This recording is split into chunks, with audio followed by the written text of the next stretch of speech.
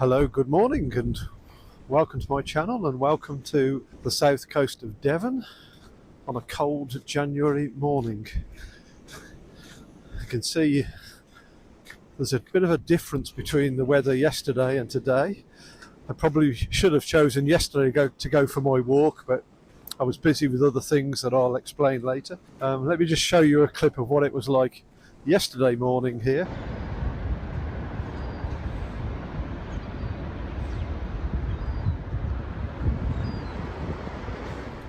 We've had a lot of snow in the region.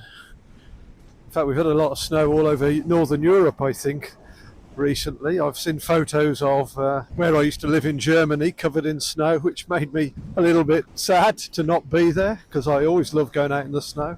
So I thought to cheer myself up, I'd come on a hike to a town called Dawlish. So that's along a coastal path. I'm expecting it to be quite muddy, but we'll see how we get on. And hopefully I can show you some nice scenery. I've got a few things I want to talk to you about. As always with my videos, it's not scripted, so I'll just start talking. But I have been reflecting on some of the things I want to do in 2025, and I'll talk to you about some of that. Okay?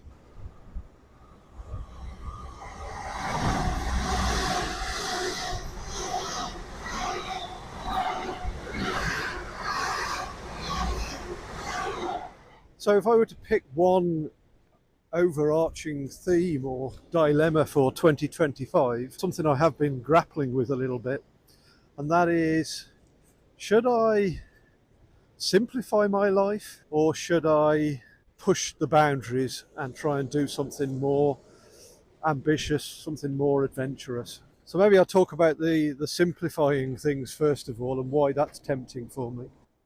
I think when we were looking at moving to Portugal, and sorry to keep going on about Portugal for those of you who've watched my videos before, but one of the options we looked at in Portugal was the idea of going off-grid and living in some remote place away from all the stress and hassle of the big towns and cities, and leading a very simple life where we grow our own food and just take care of the land. In reality, it was not something that would have been good for us, and we steered away from that in the end. But there is still something about the simple life that is appealing to me, and avoiding as many risks as possible is also tempting, because I do tend to be a little bit of a worrier sometimes. And so, that option could be quite tempting, but I don't think it's the one I'm going to go for.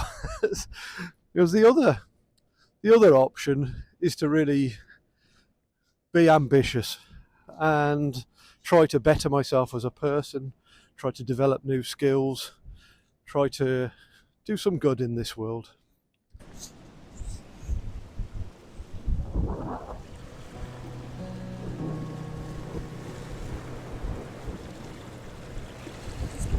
It's not such a bad morning, is it?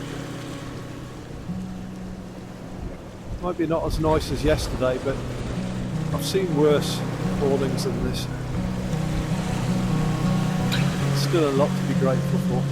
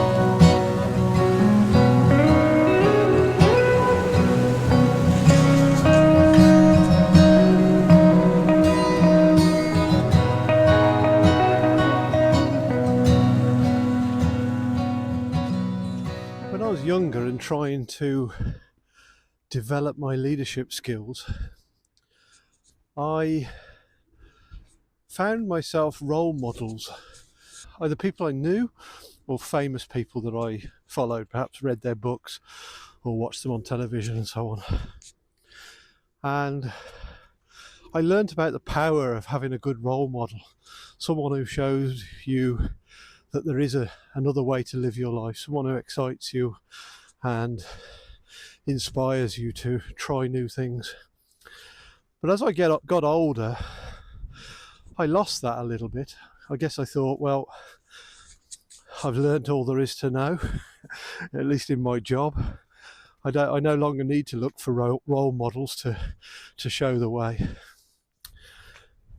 But that attitude has changed recently. Perhaps I've just had more time to reflect. Perhaps it's because I've begun a new chapter where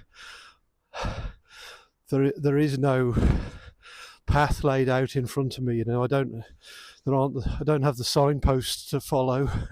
I can't fall back on the job that I've had, you know, the career that I've had.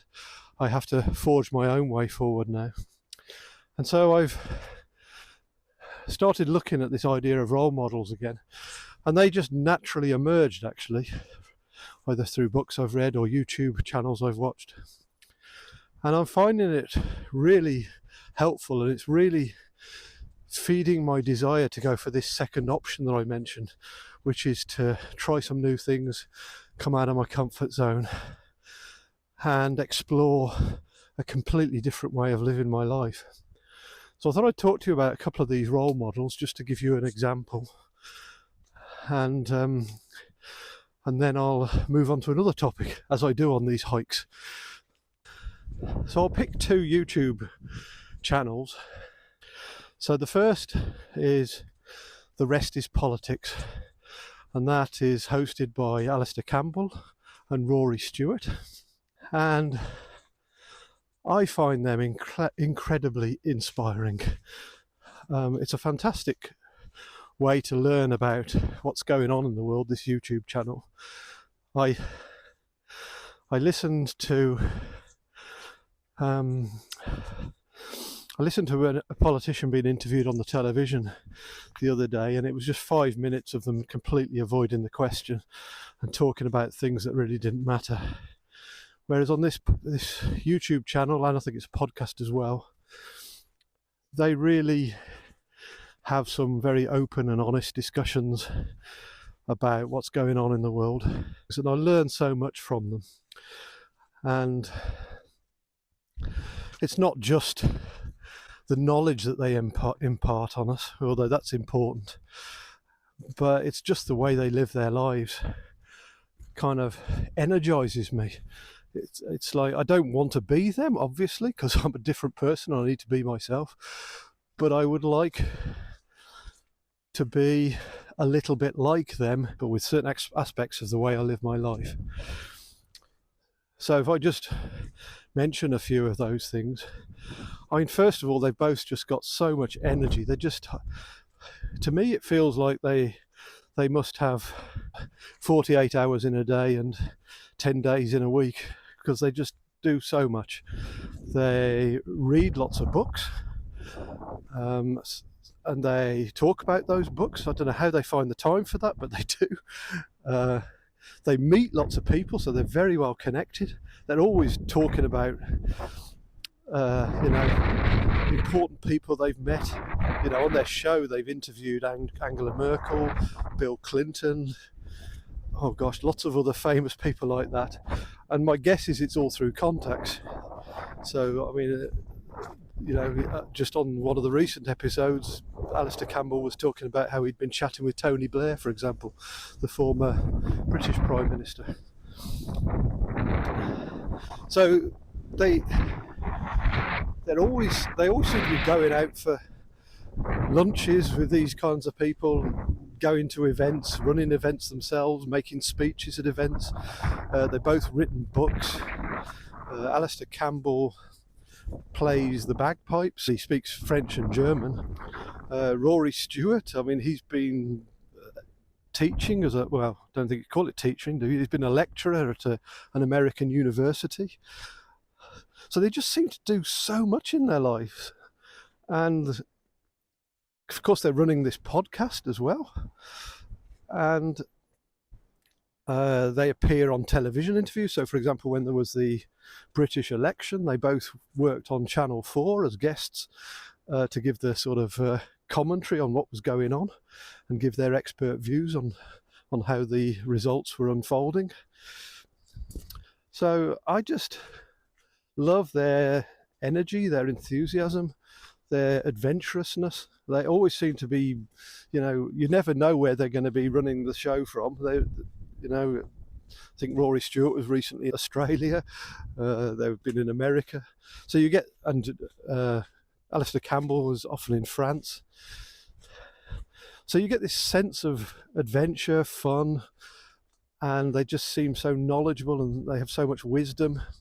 They make me want to be better. They make me want to learn more, to do more. They're just a tremendous source of energy for me, and I'm so glad I've started watching their YouTube videos. So they're certainly role models for me.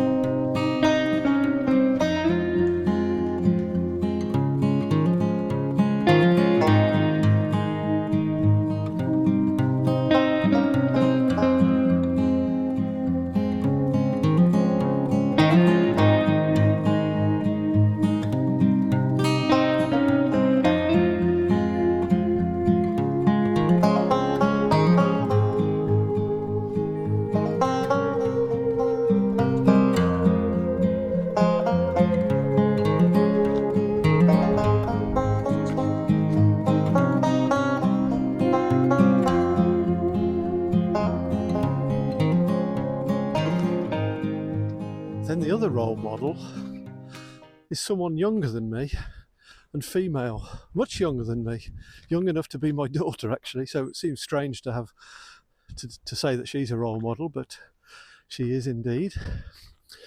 And her name is Eva Subek. She's got a very, I would say, successful YouTube channel, and she is a young woman in her 30s who basically travels the world making YouTube videos. And she's been so successful at it that she's also now making videos for the National Geographic channel, Nat Geo is it called, I think, nowadays. And she's incredibly brave, so brave that she sometimes makes me feel nervous and concerned for her safety. What I learned from her is that you don't have to live your life according to modern conventions. You can take your own path, you can live your life your own way, even if it seems totally crazy, It seems absurd that I would not want to get a proper job and that instead I would go out making YouTube videos and writing blogs and writing a book. That all seems absolutely balmy. But I'm free to do that, and why not give it a try? That's what I've got from Eva Subek. Clearly, I don't know any of the people I've just mentioned, Eva Subek, Alistair Campbell, Rory Stewart, and they certainly don't know me. But that's the beauty of platforms like YouTube. You get a glimpse into the lives of other people. You get some little insights into their stories, their experiences, and what they've learned from life. And you're able to reflect and apply those lessons to your own life. And this becomes even more powerful when you watch other similar YouTube videos. It's a bit like being a bookworm. You can't help but be influenced and impacted by what you read. And for me, I felt and continue to feel uplifted, full of ideas, and full of determination to keep on going, to work hard, and to reach for the stars. So when I get into Dawlish, I'm going to get either a bus or a train back home, not sure which one yet, and then I'm going to have some lunch and I'm going to go to my book club. And I'll talk about that for a moment because that relates to my goals for 2025. So this will be my first ever book club that I've been to actually today. And I was told of a book that I need to read, and it was called Daniel Martin by John Fowles. And it is a Penguin classic. So not sure when it was written, probably in the 60s or 70s, not completely sure. But yeah, really good book. So first thing I learned was I don't normally read books that quickly. So having a deadline by when I needed to finish the book was a real challenge for me. But I managed to finish it last night. And I was really proud of myself for doing that because I would like to be able to read more books. As I mentioned earlier, you know, the way I admire people like Alistair Campbell and Rory Stewart for how well read they are. I would like to also be able to read much more so that I can learn more, gain more knowledge, and yeah, just grow and be a better person. So I read this book, and as well as learning about the challenges of reading a book so quickly, I also realised it was intellectually challenging for me. I'll just show you where I am. I'm going to go down this path, over that railway bridge, and then along that coastal walk to the railway station that you might just be able to see there. So that's a view over Dawlish. So this book really challenged me intellectually, I would say. So I mean, obviously there was a simple things like there were quite a lot of words in there I didn't understand. So I've spent the last couple of decades sitting in meetings and events where everyone's speaking German, and there were times when I felt sure I understood what they were talking about. There were times when I was fairly sure I understood it. At least I got the gist of what they were discussing. And there were times when I hadn't got a clue what they were talking about.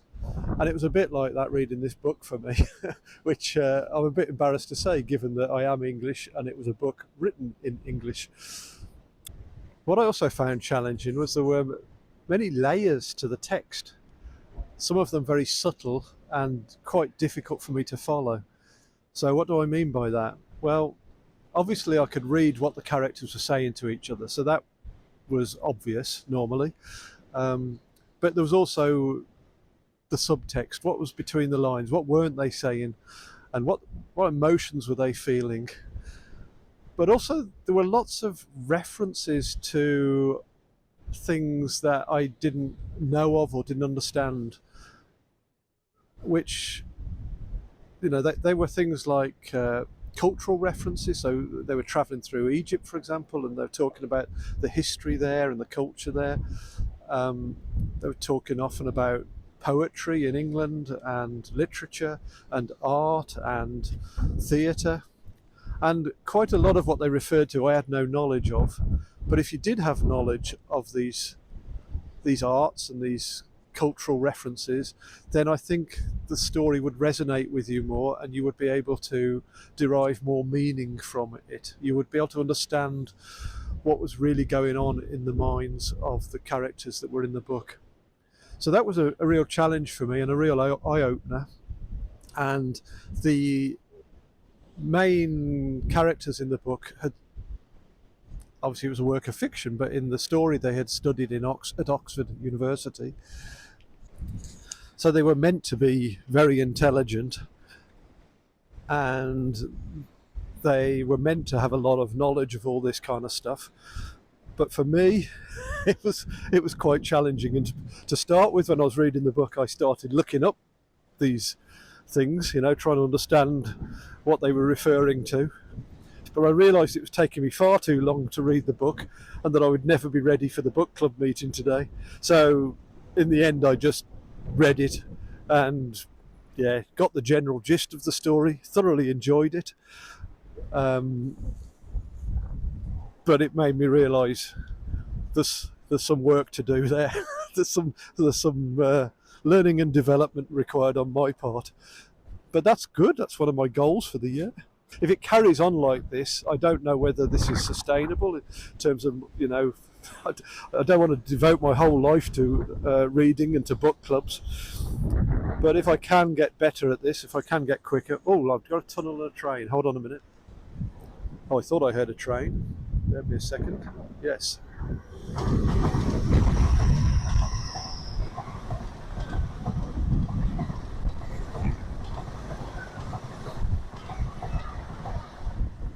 How about that then?